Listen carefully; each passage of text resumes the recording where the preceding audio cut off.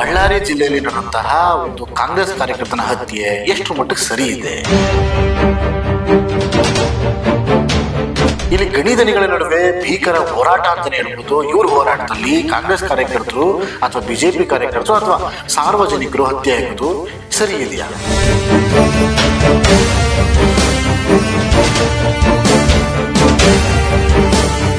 ಈ ಗಣಿಧನಿಗಳು ಗಣಿ ಭೂಮಿಯಲ್ಲಿ ಮರಳು ಕೆಂಪಾದಂಗೆ ರಕ್ತನು ಕೆಂಪಾಗಿಸ್ತಾ ಇದ್ದಾರ.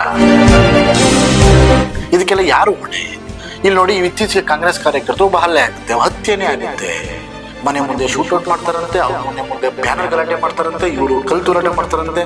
ಈ ಸಾರ್ವಜನಿಕರಿಗೆ ಯಾವ ಬುದ್ಧಿ ಬರುತ್ತೆ? ನಮ್ಮ ನಾಯಕ ನಿಮ್ಮ ನಾಯಕ ಅಂತ ಹೇಳ್ಕೊಂಡು ನಾಯಕರ ಜೊತೆ ಹಿಂಬಾಲಿಸ್ಕೊಂಡು ಜೀವ ಕಳ್ಕೊಳ್ಳೋದು ಸರಿನಾ?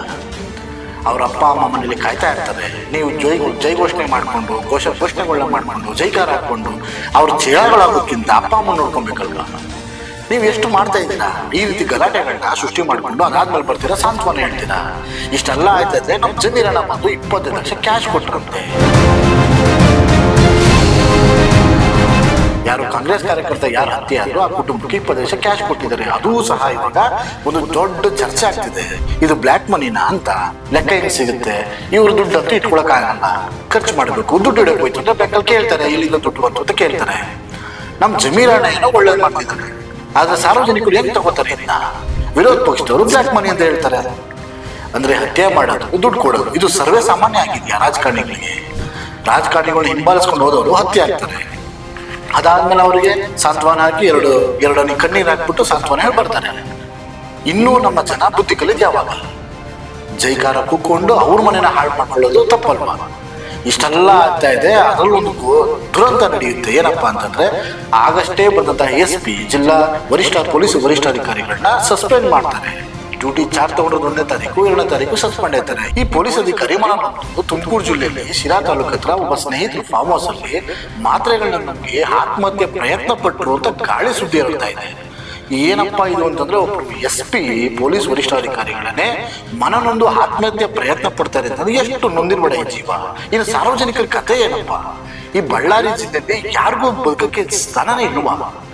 ಈ ಗಣಿಧನಿಗಳಲ್ಲೇ ಹೋರಾಟನ. ಈ ಭರತ್ ರೆಡ್ಡಿ ಬಗ್ಗೆ ಜನಾರ್ದನ್ ರೆಡ್ಡಿ ಬೈತಾರೆ, ಜನಾರ್ದನ್ ರೆಡ್ಡಿಗೆ ಭರತ್ ರೆಡ್ಡಿ ಬೈತಾರೆ. ಜನಾರ್ದನ್ ರೆಡ್ಡಿ ಭರತ್ ರೆಡ್ಡಿಗೆ ನಿಮ್ಮ ಅಪ್ಪನ್ನೇ ಸುಮ್ಮನಿಸಿ ನೀನ್ ಯಾವ ಲೆಕ್ಕ ಅಂತ ಹೇಳ್ತಾನೆ. ಭರತ್ ರೆಡ್ಡಿ ನೀನ್ ಯಾವ ಲೆಕ್ಕ ಅಂತ ಹೇಳ್ತಾನೆ. ಇವರಿಬ್ರು ವೈಷಮ್ಯ ತಾರಕಕ್ಕೆ ಏರ್ಕೊಂಡು ಸಾರ್ವಜನಿಕರನ್ನ ಕೊಲೆ ಮಾಡೋ ಅಂತ ಬಂದಿದೆ.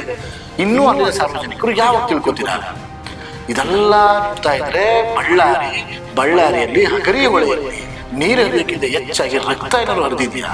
ಬಳ್ಳಾರಿ ಜಿಲ್ಲೆಯಲ್ಲಿ ತನ್ನದೇ ಚಾಪು ಮುಡಿಸಂತಹ ದಿವಾಕರ ಬಾಬುಗಿಂತ ರೂಢಿಸಂ ಮಾಡ್ತಾ ಇದ್ದೀರಾ. ಈಗ ನಾನೆಲ್ಲೋ ನೀನೆಲ್ಲೋ ಅಂತ ಎಲ್ಲಾ ತಣ್ಣಗಿದ್ದಂತ ಬಳ್ಳಾರಿ ಜಿಲ್ಲೆಯಲ್ಲಿ ರೂಢಿಸಂನ ನಿಲ್ಲಿಸಿದ ಪೊಲೀಸ್ ಅವ್ರಿಗೆ ಮತ್ತೆ ತಲೆನೋವು ಬಂತ. ಈಗ ನಾನು ಭರತ್ ರೆಡ್ಡಿ ಆಗಿರ್ಬೋದು, ಜನಾರ್ದನ್ ರೆಡ್ಡಿ ಆಗಿರ್ಬೋದು, ದಿವಾಕರ ಬಾಬುಗಿಂತೂ ನಾವು ಮೇಲೆ ತೋರ್ಸಕ್ಕೆ ಹೋಗ್ತಾ ಇದ್ದಾರೆ. ಅಥವಾ ಅಲ್ಲಿನ ಹುಡುಗರು ಯುವಕರು ಈ ಗಡಿಧನಿಗಳು ನಮ್ಮನ್ನ ಕಾಪಾಡ್ತಾರೆ ಅಂತ ತಮ್ಮ ಜೀವನ ಕಳ್ಕೊಳ್ಳೋಕೆ ಪಣಕ್ಕಿಟ್ಟಿದ್ದಾರ. ಅವ್ರಿಗೆ ಅಪ್ಪ ಅಮ್ಮನ ಬಗ್ಗೆ ಬೆಲೆ ಇಲ್ವಾ, ಗೌರವ ಇಲ್ವಾ, ಅಥವಾ ಅವ್ರ ಮನೆ ಕಾಪಾಡ್ಕೊಳ್ಬೇಕು ಅಂತ ಒಂದು ಧೈರ್ಯ ಇಲ್ವಾ? ಏನಕ್ಕೆ ಈ ತರ ಮಾಡ್ತಾ ಇದ್ದಾರೆ? ಬಳ್ಳಾರಿಯಲ್ಲಿ ವಾಲ್ಮೀಕಿ ಅವರ ಹೆಸರಲ್ಲಿ ನೀವು ಮಾಡ್ತಂತ ಕೃತ್ಯಗಳು ಏನು?